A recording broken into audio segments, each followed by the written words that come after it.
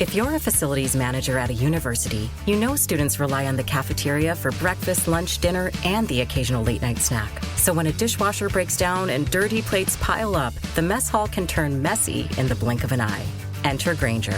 With over 1 million industrial-grade products and fast delivery, the product you need now is never far away. So you can turn that dishwasher back into a lean, clean washing machine. Call, click Grainger.com, or just stop by. Grainger, for the ones who get it done.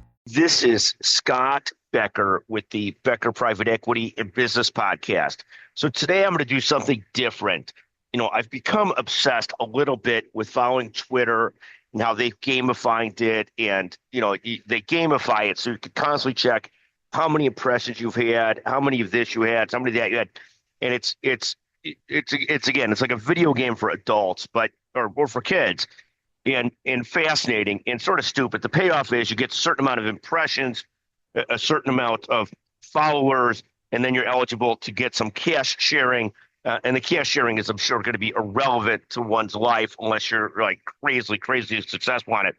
But the one thing I do love about it is it forces me to look at different quotes, different ideas. And so I'm going to give you 5 ideas that I saw at Twitter this morning that I just absolutely love. So these are 5 ideas from Twitter.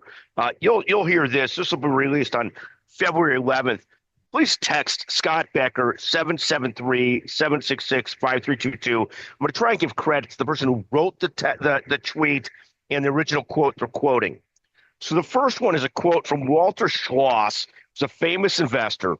You never really know a stock until you own it. This is from a person or an account named Value Theory.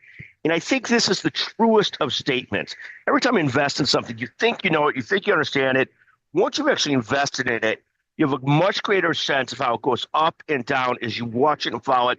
You're just clued in a different way. So I love this concept. You never really know a stock until you own it. I think that's right on. The next quote we're following this morning is from one of these famous Twitterites, Justin Welsh.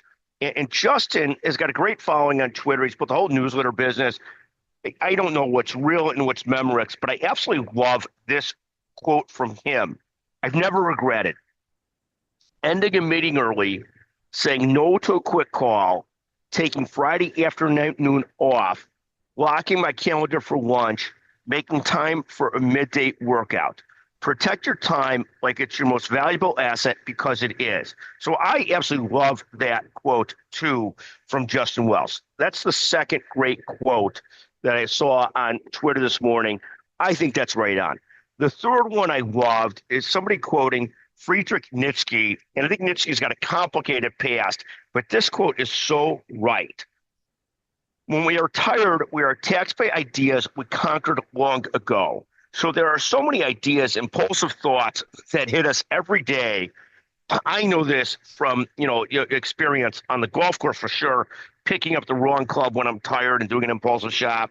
In tennis, putting the ball up in the air when I should just put it at somebody's feet, just because I'm tired and not thinking and not turned on and so forth. But it's true in so many different things. So when we are tired, we are attacked by ideas we conquered long ago. Again, absolutely brilliant. The fourth thought I love today is from a guy, Brian Johnson, who regularly quotes on fitness issues. Plan out this morning how you're going to vigorously exercise at least 3 times this week. And I think maybe that should be 5. But I love the concept of being clear about that as a goal to map out exactly what you're going to try and do at least 3 times a week for exercise. And the more clarity you put in your schedule, the better off you are. The fifth tweet I love today, and again, I repost a bunch of these just because I'm addicted to this game on Twitter, don't take offense to this if you're a bank or a stripper. Either one, don't take offense. But the comment from a Jason Chaliff is, banking relationships are similar to stripper relationships. No matter what they tell you, it's all transactional. And we all know the buddy that fell in love with the stripper. Excuse me, I'm a much older person now, but I knew some of those in my 30s. Fall in love with the stripper and find the stripper no longer loves them after they stop paying.